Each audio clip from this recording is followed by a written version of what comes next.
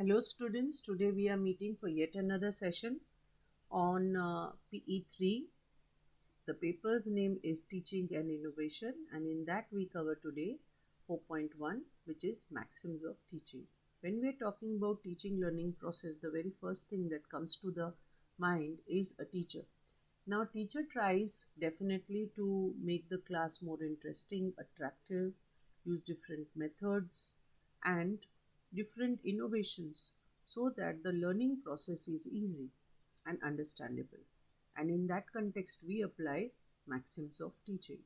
Now, when we think about the set principles, the working rules, and the general truths, teaching becomes really interesting, easy, and effective. And in that direction, the concept maxims of teaching comes in the purview. Now, it is a universal significance to all. Everyone who is expected to enter into teaching profession needs to familiarize themselves with maxims of teaching, as their knowledge can help them to proceed in a systematic manner. Now, when we are talking about maxims, these are just principles. And let us see the very first and the basic principle that we would start in with, which is known to unknown. Now, when the child enters into the school, he or she proceeds to from general knowledge to a higher level of knowledge. So, in this principle, we learn how to make the previous learning connect with the new learning and make it more clearer and more definite. Now, in this context, the example as given in the slide, that we want to teach the English word water. So whatever is the vernacular word known to the child can be introduced, and in that context the facilitation of the new concept, the new word in English, which is water, can help the student learn the concept in more clear form. So it connects like a bridge from what is already there in the mind of the child to what we want the child to adopt. And in this, the principle becomes more fruitful. It helps in building the knowledge base for the child, and apart from that, it helps in the facilitated learning, which is easy. It becomes clear, and it is efficient both for the teacher and the student. Let us step into yet another principle, which is the next principle, which is simple to complex. When we are using this principle, the main objective for teaching is to teach the learner something new and in a very simplistic manner to start. So here we are seeing that the learner many times faces many problem in terms of slow interest. Many times the materials are presented in a complex form. So to make the receptive learning of the student, the complex matter can be first in a very interesting manner presented uh, in parts, in small units, to create interest, confidence, encourage the student, and to help them recall and reflect on whatever is learned in a very progressive manner with lot of interest. And this can help the child aspire. Let us see the yet another principle, which is concrete to abstract. When we are seeing concrete to abstract, as you can see in the image is having a foreign language written which is not understood. So many times our sensory organs are playing a very important role in developing new concepts, images. And Froebel has said in his learning that our lessons ought to start in concrete and end in abstract. So many times when we simply teach a solar system, for example, we first visualize the sun through our senses. Then we give the concept of the 8 planets, galaxies, meteoroids example. And in this process, the learner understands material more easily. So, in this, what we are trying to develop in the mind of the child is that senses are very important gateways to develop any kind of learning, concretize it, and take it to higher level in abstract. So, if I am, for example, teaching a concrete object like beads, what it is, stones, what are they, and then if I proceed with the help of those objects, some digits I teach, some numbers I teach, so I have stepped from simple to abstract.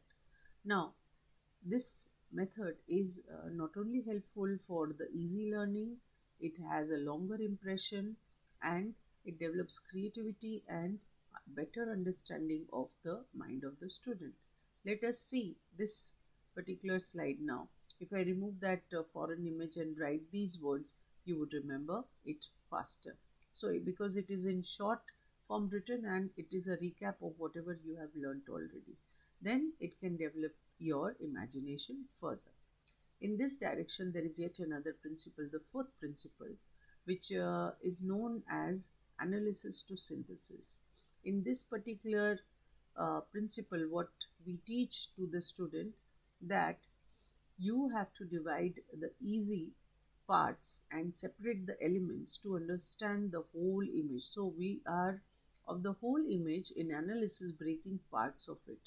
And here I can just give an example. If I want to teach the structure of heart, first I will separate all the parts and explain it to the child, and then in totality I would explain the whole functioning of the heart. Similarly with the digestive organ, if I want to explain in an easy format what is the how does the system of digestion start, so we can first analyze the different parts of the digestive system one by one, and then give a synthetic view of how the system works.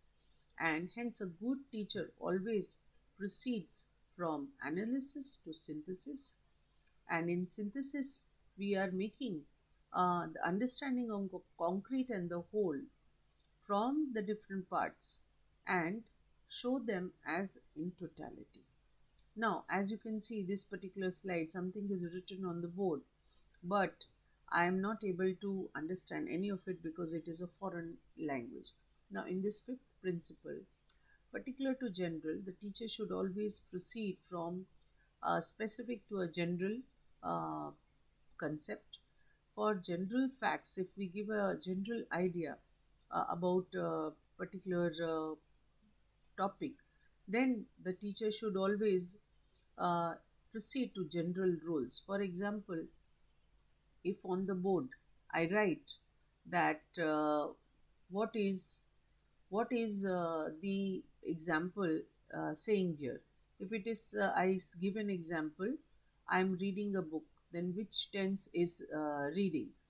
Reading would be definitely continuous. Then in a continuous example, this word um, gives you a general understanding. Okay, then now I'm doing a continuous tense. So first I gave an example, and from that I started speaking on related to the tense, and like that you can ask some other examples about continuous tense from students, and then extract from particular to the general rule of how the tenses work in a continuous uh, continuous frame. So, in this particular area also, we are proceeding from example, and then we generalize that example later on. So, this principle teaches the students how to step from particular things to general, and in this context, when we are teaching, we are talking about the general facts, the principles, the ideas which are difficult to understand, and then we take them to general rules and proceed henceforth. Let us go to the sixth particular principle now, which is empirical to rational. Here again, the teacher proceeds from particular uh, to general statements, the general facts, the principles, the ideas. Here, uh, so as we particularly see in empirical to rational formula, we need to first understand that if I'm trying to, as a teacher, teach the student what is water boiling, first of all, we need to teach the child what is heating. And in heating, the molecules are put into motion. There is a kinetic energy which is put into action. The molecules are agitated, and this randomizes the movement. So, in this particular principle, what we see is that the child is made to observe the water, how it is put into boiling, experience it, and then the teacher can explain what is heating as a process. So, in this, we are adopting kind of principles of simple to complex, concrete to abstract, and particular to general. In this direction, we will proceed to the seventh principle, which is induction to deduction. Now, if there is a general situation, general truth about a specific situation, first the child is explained that. And suppose in a method, if I am trying to teach or get into a conclusion of certain set examples, first of all, if I take an example of hydrogen, then it reacts with boron, and then it gives boron hydride. Potassium reacts with hydrogen, it gives potassium hydride, and we come to the conclusion of all elements that hydrogen, they form hydrides. While in this process of teaching, if a teacher explains and gives examples of experience, and they tell about simple, clear attributes or characteristics, then deduce just the opposite of it in induction, then the child is expected to understand what is induction to deduction. So, conclusion from general laws, from general rules and principles, we do in deduction. And for example, yet another, let us take yet another example, that in language teaching we are giving the definition of noun to students, and we give example of a noun like man, chair, Delhi, and then from that we take the child to the general definition of the noun. So in this, basically the child is using both the methods simultaneously, induction and then finishes to deduction. So in this particular principle, many times the student is helped to understand general laws, principles which are very vague in the beginning. But if we switch on and off with this particular principle, many processes of teaching can be facilitated and attractive for the learner. The last particular principle, which is psychological to logical, here we step with the understanding of the child, the level of the learner, and according to the level and the needs of the learner, we proceed to more complex concepts. But first and foremost, this principle teaches a teacher of how we should start with the interest. What is the interest of the child? Then understand with different tasks what are their abilities, and then we can maximize the child centric process with this maxim to their reactions, and then develop logical order of how we want to give a particular concept to the child in their understanding. That was it from my side in this particular class, and today we covered many things, many principles with different slide concepts. But I would like to say thank you for attentively listening my session. We would meet for yet another session next time. Thank you for now. We would end this session here, and we would meet in the next session now. Thank you, everyone.